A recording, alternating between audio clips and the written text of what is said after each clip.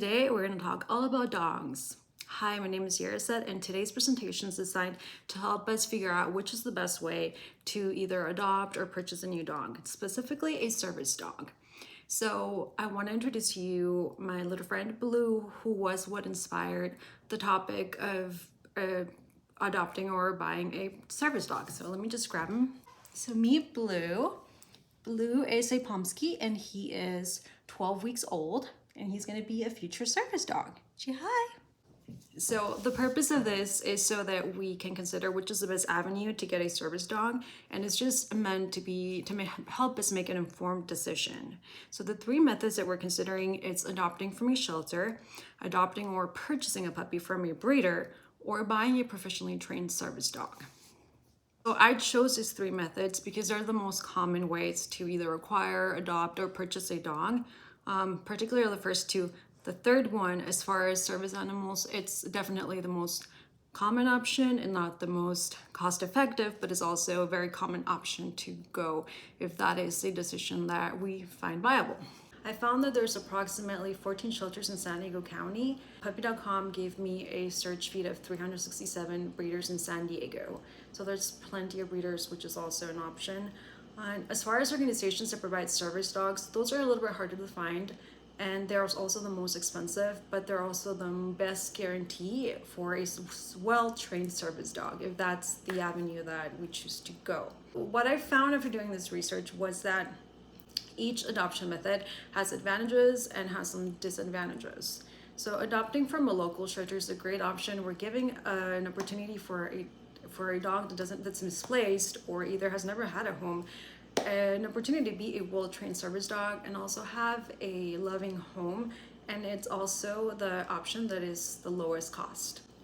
Whereas adopting from a breeder, it gives us an option to get a puppy at a very early stage. 6 weeks to 12 weeks is very common, and it helps us, it's better for training, and it helps us select the breed, which helps us select the puppy's ultimate full-grown size, and it helps us socialize a puppy from an early stage, which is very helpful. There's some programs that we can enroll to apply to get a service dog. Some, depending on the person's needs, can be low cost to no cost, but for the majority of them, this is the best way to get a well-trained service dog that's very specific to the person's disability and needs. It requires less time and effort, but the most money. After considering these three methods, as far as getting a new dog that will be a service dog, my recommendation that the best avenue for choosing a service dog is to just consider the personal needs. In order to evaluate these three methods, I chose 6 criteria points. The first one, which is obviously the cost of acquiring the dog. The second criteria point we're going to look at is going to be the cost of training. The third is going to be the cost of grooming needs, followed by evaluating the dog sizes, and then comparing the most common to the least common availability of dog breeds. And the final criteria is going to be the averages. We're going to be evaluating the dog's average lifespan.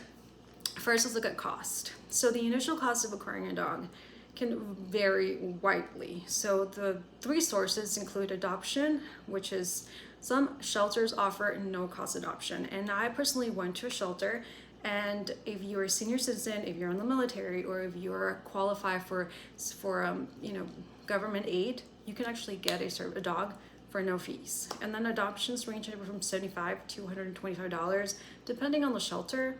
So it's very cost effective. Purchasing a dog or adopting a dog from a breeder can also vary.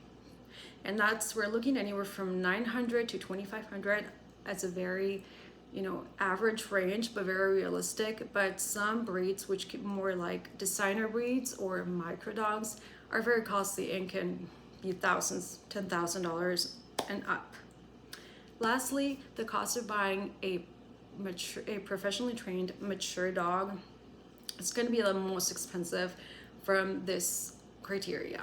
So we're looking at $25,000 to $50,000 on the low end.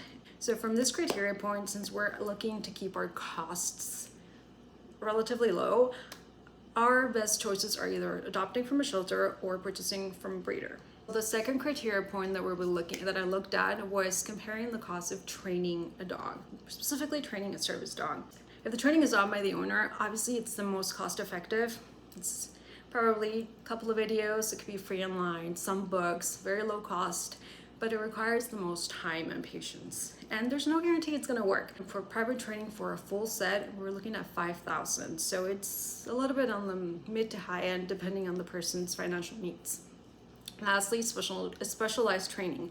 So this was the most expensive. We're looking at $1,500 to $50,000. For this criteria, I chose obviously training done by the owner and training done basic training classes. So I'm going to do a combination of those and see as I go. I think it's really important to have access to different training options and then see how the dog responds. The third criteria point are going to be the grooming needs. 3 ways we looked at for grooming was self-wash station, done at home, and done by a professional groomer.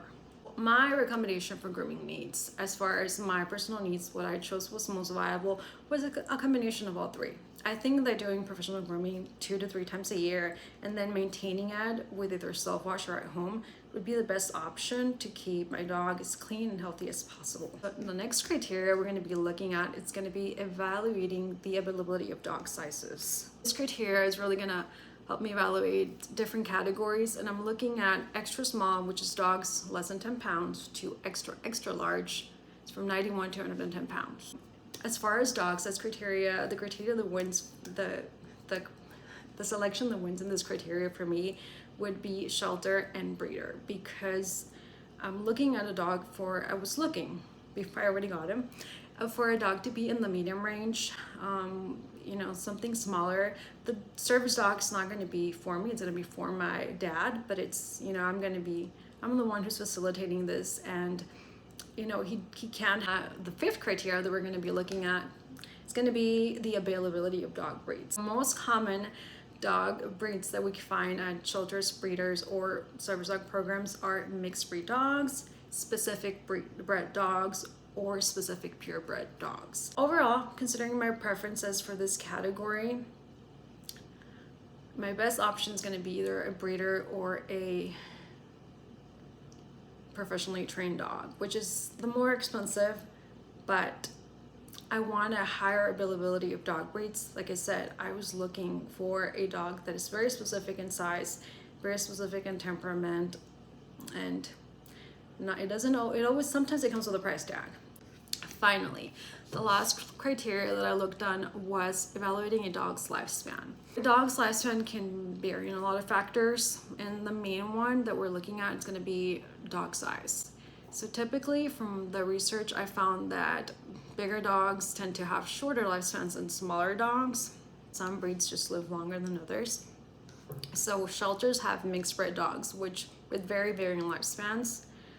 Breeders, very specific breeds with better predicted lifespans. Professionally trained dogs have various breeds and rely on typical breed lifespan as a good measure. Very important.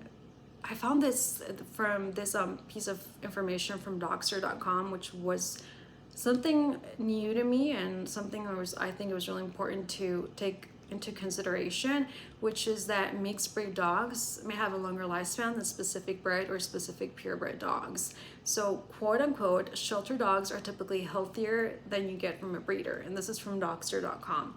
That is something that was a bit surprising to me. I always assumed that if you had a purebred dog, that would mean that a dog's lifespan would be long. Shelter dog criteria wins because I want my dog to be with me for as long as possible. So overall, again, final conclusion, it all depends on the person's needs. The 3 options, which is shelter, my dog's having nightmares. So a dog from a shelter, a dog from a breeder, or a professionally trained service dog, they're all great options to look into. Again, it all depends on the person's specific needs. My recommendation to consider all 3 and take your time before you make a decision, because it is a long-term commitment and it's also a very fulfilling one.